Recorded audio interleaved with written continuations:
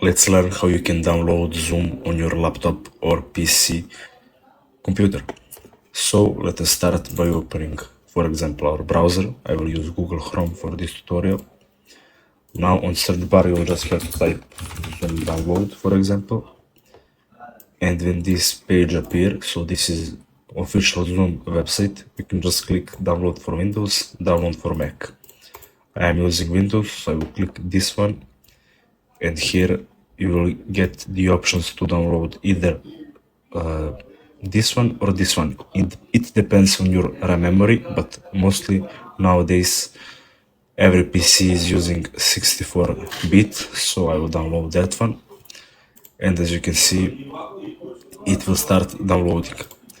I already have it downloaded, so we can just go to our downloads and click on Zoom installer.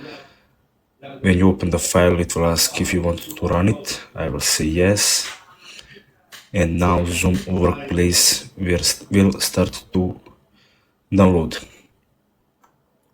So I want to show the full process because I already have my Zoom, but as you can see here, it will just open your Zoom Workplace where you can start new meeting, join, make your calendar or share screen instantly.